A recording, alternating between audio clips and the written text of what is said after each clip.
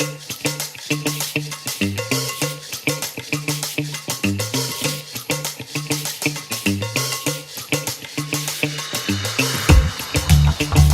m'appelle Jérémy, j'ai mon diplôme en économie et gestion. J'ai fait économie parce qu'on m'a dit qu'avec ça, j'aurais un emploi garanti, bien rémunéré. Je vais postuler, c'est ce qu'on m'a dit que je devais faire. Faut bien payer sa pizza. Maintenant, j'ai mon premier entretien d'embauche dans la grande société multinationale Dr Proteker. Je suis stressé à mort. Oui, c'est un diplôme en économie et gestion. Pourquoi j'ai fait ces études? Parce qu'on m'a dit que ça allait bien payer, quoi. On m'a dit que ça menait à tout. Oui, c'est parce que j'aime beaucoup la gestion et l'économie et les pizzas. Pourquoi est-ce que je voudrais travailler chez vous? Mais parce que vous êtes à la pointe de l'innovation, du marketing dans le secteur alimentaire. La vraie raison. Je voudrais vraiment savoir ce qu'ils mettent dans leurs pizzas pour qu'ils les vendent aussi bon marché et que ce soit quand même comestible. Il y a un truc. Ma qualité principale, l'honnêteté. Je dis ce que je pense. Par exemple, vous avez un très beau bureau là avec les plantes en plastique. Là. Et c'est joli, dehors on voit l'autoroute. Pourquoi est-ce que vous êtes tellement installé proche de l'aéroport? C'est pour garder les gens motivés de travailler. Ils voient les avions partir en vacances et ils se disent « Ouais, moi je veux aussi partir en vacances et je travaille. Ils sont motivés. Pour les réunions, comment ça les réunions? Ah oui, vous avez des réunions à Munich, à Milan, à Dubaï. Pourquoi est-ce que vous allez faire des pizzas à Dubaï? Ah oui, c'est un grand marché là. Honnêtement, je sais pas si je vais postuler chez vous. Vous avez pas l'air bien dans votre peau. Vous avez l'air tout stressé. Il faut sortir ici, vivre un peu. À vous entendre, on croirait que manger des pizzas 3 fois par jour, ça rend heureux. Bah, regardez-vous. Alors, ce que je vais faire, c'est que je vais vous laisser réfléchir à votre modèle d'affaires, pour voir à long terme comment les choses évoluent. Il faut un peu ouvrir les yeux. Et puis je reprendrai contact avec vous, voir si vous avez évolué. Et puis peut-être que nous pourrons travailler ensemble. Bon, ben, je vous laisse dans votre bureau tout moche. Bon travail, bonne journée. Mais c'est pas possible. Le but numéro 1 de cette boîte, c'est de faire du pognon, d'avoir la plus grande part possible de pizza. Moi, je m'en fous de la plus grande part. Ce que je veux, c'est avoir une part et que les autres aient une part. Il y a d'autres modèles économiques, quand même. En revenant de mon entretien d'embauche, je suis allé au salon Wasserette. Là, alors que j'étais en train de sortir mon linge, la propriétaire, Rita, elle me connaît bien. Elle se met à me parler d'économie fonctionnelle. Ah, mon petit Jérémy, tu viens encore laver tes chaussettes, hein? Toi qui fais l'économie, tu sais combien ça coûte ces machines? Enfin, pas celle-ci, hein, c'est du professionnel, hein. Mais celle que tu achètes là pour chez toi. Ça veut faire l'économie, mais ça sait pas combien ça coûte les choses de la vie. Tu en as pour 500 €, en moyenne bien sûr. Sais-tu qu'en moyenne, ces machines, on croit que c'est pour la vie?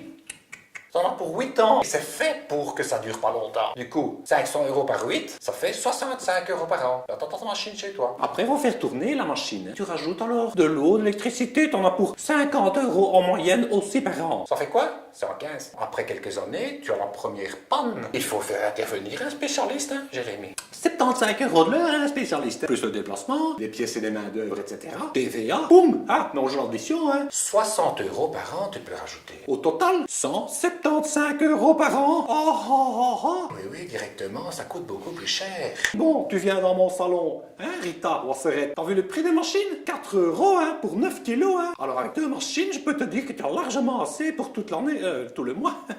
2 machines, 8 € fois 12 mois de l'année, 96 €, hein, dis. Tu as déjà comparé au prix de 175, c'est presque la moitié du prix. Qu'est-ce qu'ils ont les gens à acheter comme ça? Les gens payent des fortunes pour être propriétaires. Une fois que t'es propriétaire, t'as tous les ennuis qui vont avec, hein. Alors que si tu payes juste pour l'utilisation, tu n'as pas les ennuis, hein, Jérémy? Et ça te coûte au final beaucoup moins cher. Qu'est-ce qu'ils ont les gens à payer cher pour avoir des problèmes? Ça s'appelle l'économie fonctionnelle. Quand tu peux payer juste pour l'utilisation. Allez, va faire un petit jogging. Dans 30 minutes, c'est terminé. Ne t'inquiète pas, je m'occupe de tout, je surveille. Donc, si je comprends bien, je dois pas tout acheter, mais je peux juste payer pour l'utilisation. Donc ça veut dire quoi? On n'est pas toujours obligé de gagner plus de thunes, comme on nous le fait si gentiment croire. Après mon entretien d'embauche, j'avais plus trop les idées au clair. Alors je suis allé voir mon grand-père. Quand c'est compliqué, lui, il fait toujours très simple. Il m'a parlé d'économie circulaire. Mais c'est mon petit-fils. Que me vaut l'honneur de ta visite? Je vous ai vu là, tous les jeunes dans la rue. Pour le climat, vous avez bien raison. C'est comme ça qu'il faut faire quand on est fâché. Il faut descendre dans la rue. Moi, quand j'étais jeune professeur à l'université de Louvain, Leuven, c'était la même chose. C'était presque la guerre civile, tu sais. Les Flamands et les Wallons, ils voulaient plus, ça marchait pas. Il fallait changer. Alors quand on veut changer, il faut aller dans la rue, hein. Vous avez raison. Fais-nous un petit café, hein, Jérémy. Non, tu ne jettes pas le café filtre. Tu le mets dans le bac à côté, là. C'est pour mon potager. Mais qu'est-ce que vous avez toujours tout à jeter comme ça, les jeunes?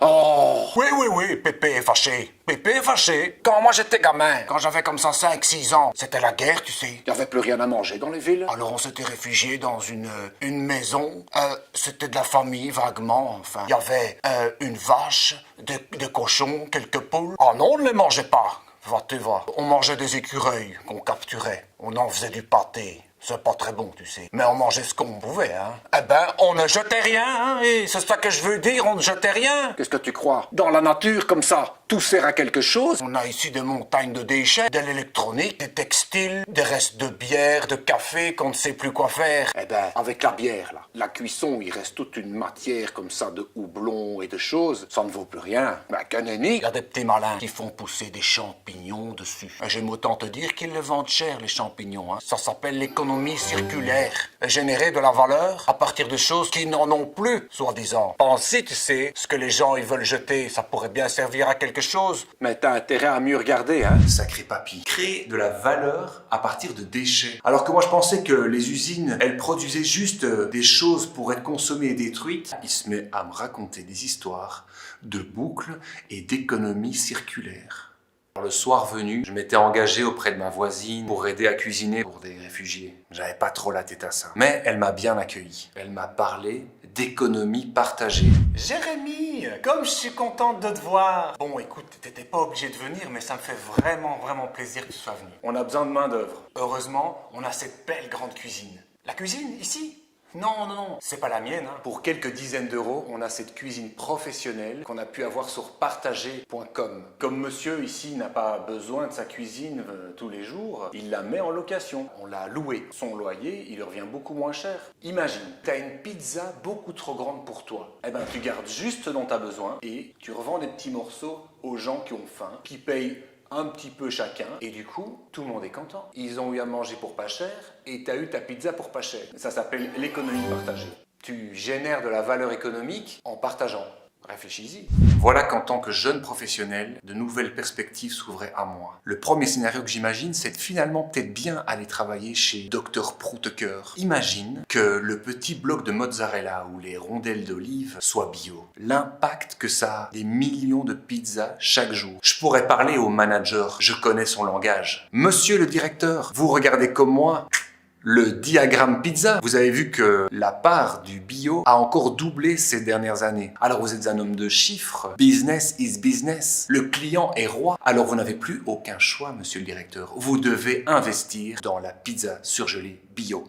L'autre option, c'est que s'il n'a pas envie de ça, je me mettrai du côté de la loi pour forcer le secteur privé à adopter des réglementations plus strictes sur le social et l'environnemental. Imagine la lettre qu'il reçoit. Cher président du conseil d'administration de la société Dr Prouteker, veuillez prendre note de la nouvelle réglementation sur la qualité de l'alimentation. Vous avez l'obligation désormais de rendre publique l'entièreté des ingrédients qui composent votre fameuse pizza surgelée et de publier une vidéo qui montre tout le processus de production en toute transparence. Et vous n'êtes pas sans savoir que la réglementation européenne sur l'énergie interdit le commerce d'aliments surgelés. Nous vous invitons dès lors à revoir sérieusement votre modèle d'affaires. Ensuite, il y a le troisième scénario. C'est plus de l'ordre du rêve. Je vis avec d'autres étudiants et on aime bien manger des pizzas. Un soir, on s'est mis à délirer qu'on produirait nos propres pizzas. Dans notre quartier, sur le toit de l'université, il y a moyen d'installer des serres. On aurait des tomates quasiment toute l'année. La mozzarella, c'est vraiment très simple à produire. Et je sais que sur la parcelle, on pourrait faire pousser du blé. Après 3 ans, nous mangerions des pizzas gratuites toute l'année. C'est ça la pizza économie.